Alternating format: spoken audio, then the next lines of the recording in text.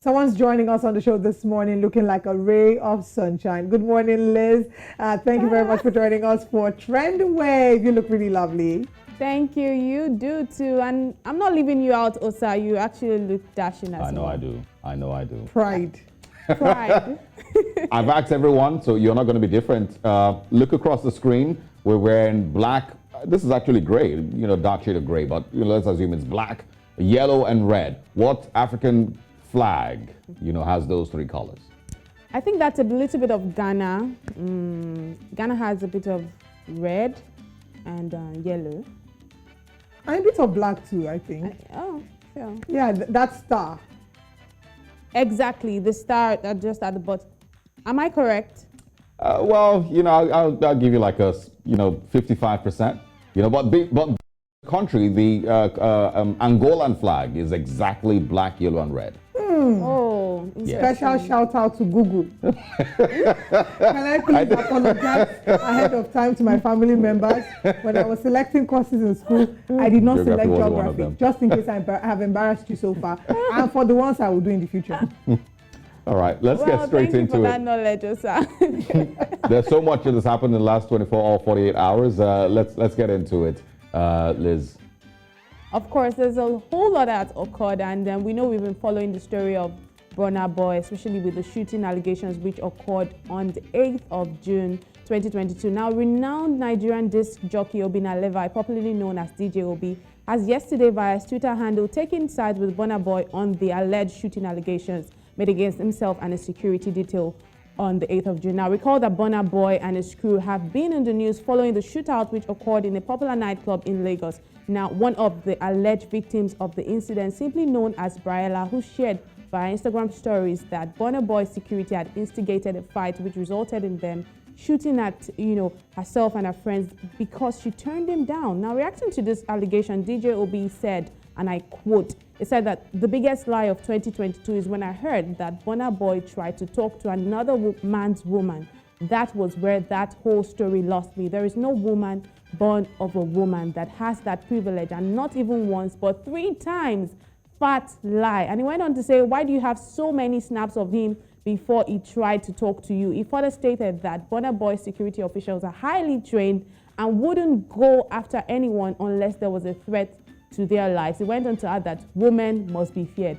Whoa. Now, although DJ Obi deleted this tweet shortly after, there are receipts to show, which you can see on your screen, and Nigerians have been chiming into this on social media. Now, that's the post that, of course, DJ Obi made. He said, I don't wake up this morning. That means he woke up and, he chose violence.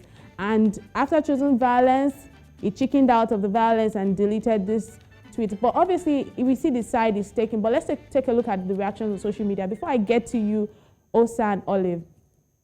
Now, we had so many reactions. That one is from Sir David. It says, the allegations against BurnaBoy will fizzle out because they are false. Even DJ Obi could see through the rules. This woman was actually obsessed with BurnaBoy even before the incident at that club. She used him to gain clout.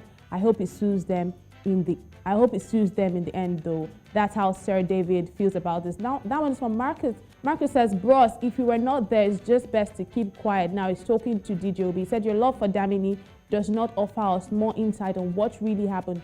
I love his music so much too, but let's identify the facts before castigating anyone. That's not objective thinking. I agree with Marcus. You have to actually be objective and, very neutral when it comes to situations like this. Try to get every side of the story, but let's see how more people are reacting. That one is from The Reading Mom. The Reading Mom says 2 people were shot.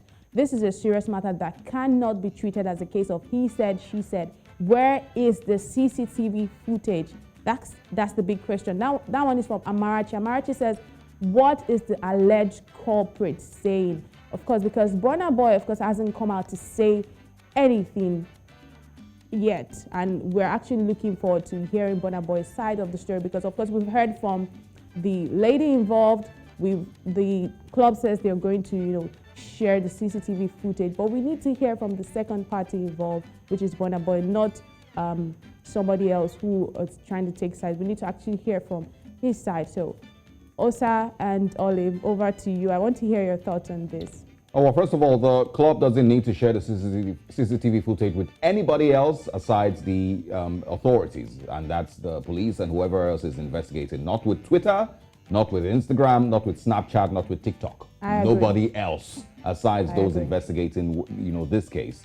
That's one. And then two, DJ Obi, yeah, he may have chickened out, but I feel like, there's so much, that has been thrown with regards BurnaBoy, and his presence there, but we haven't heard from him. We haven't really heard from anybody on his team yet, and there's a lot that may still be uncovered, that might put holes in this story. We do not know. We've only heard from one person who's accusing BurnaBoy. It's very, very possible that BurnaBoy had absolutely no involvement in all of this. Nobody has any proof that he actually sent somebody to go, ask the lady to come over. That's one thing. She's only said so. It's possible that it is one of BurnaBoy's, one of those people hanging around him that really just was on, going on and on, with the lady that got into this fight. It may have absolutely nothing to do with BurnaBoy, but of course he's the most popular person there, so it's thrown in his direction.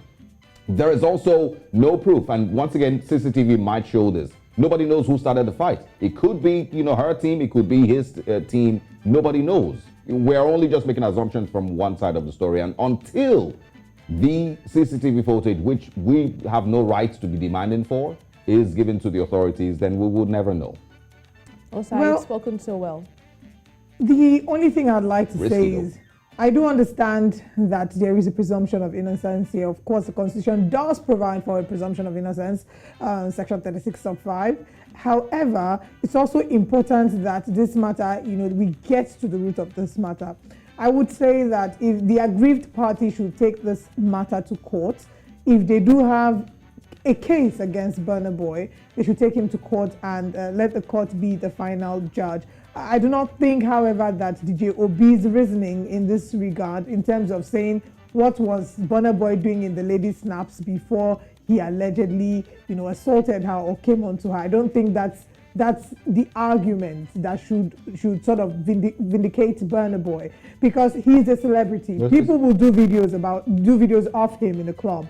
Right, he is a celebrity. Doesn't now mean that because she did videos of him before the so-called alleged attack, that then discountenanced or disqualifies her testimony. She does. That's her side of the story. She's come out to say that there were lives. For what it's worth, the fact that there were lives that could potentially have been lost, there were people that were harmed. It does mean that there is some investigation that needs to be done, and I do hope that this is not one of those issues or those conversations that are being swept under the carpet. That actual investigation is being done, and whoever is found culpable comes, faces the tune of the law. Well, but just to be also mentioned, she didn't say BurnaBoy stepped up to her. She's saying that somebody from his team approached her and said that BurnaBoy wanted to see her or wanted her to come over. That's what she's saying. She hasn't said that BurnaBoy came to her or approached her or started the fight. She's saying some random person from his team approached her and said it 3 times, and then a fight started and all of that. And instead of him to calm his people down, he left. After shots were fired and some of all of that. So once again, CCTV footage, but at the same time, there's a huge likelihood that all of this may all just end up as him having no business with any of the things that has happened here. It could be random people, approaching her in the club and, a fight started. It could also be possible that it is his team, but we will never know. I hope we do know, because it's important that, conversations like this are being addressed. Why? Because of the type of conversation that it is, also because of the person involved. It's not just a random case of somebody hitting on someone. It's a case of a public figure, someone who's highly respected, someone who is very loved by many because of his talent and the amazing music that he produces, not just for the country, but for the continent, not just even for the continent, for the world.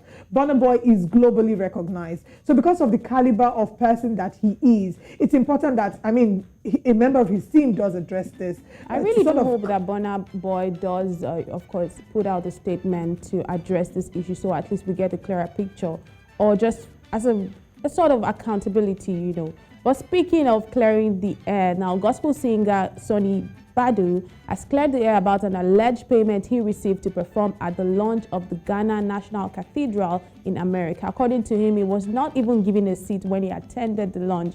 The gospel musician was allegedly paid $50,000 for a brief performance at the fundraising ceremony held in America towards the building of Ghana's National Cathedral. However, he debunked this via his Twitter handle after it was brought to his attention by Cecil Kobena, a Twitter user. Now, that's the post by Cecil. Cecil says, I'm sure the handlers of Sonny Badu will alert him to clear the air whether he allegedly took $50,000 for singing 5 minutes, 15 seconds at the launch of the Ghana National Cathedral in the USA. And that's the post by Cecil Kobena. Of course, replying to this tweet to clear the air, the Ghanaian gospel musician said, wow, thanks for alerting me. I was not even given a dime, not even a seat for me and my team. We actually stood outside. Now, that is a way to come out to, douse any doubts that people are having or speculations. Now, this comes to add to many controversies surrounding the government's decision to build a national cathedral. According to the National Democratic Congress in Ghana and other critics, the new Patriotic Party, NPP, is hiding behind the project to engage in corruption. However, in a statement issued by the National Cathedral Secretariat, the Executive Director, Dr. Paul Mensah, says they are not aware of any arrangements to pay $50,000, and they actually did not make any payment. Now, that's the press release from the National Cathedral, and that's where you have highlighted in purple, where they, of course, made mention of the fact that the omission of 2 of the trustees of the registration, and also they have, it's been brought to their attention that there are accusations of them making payment to a Ghanaian artist, and they went on in the second page to say that they don't know anything about that, and they did not make any payment to Sonny Badu. And that is where I bring to a wrap Trend Wave today. All right. Thank you very much, Lee.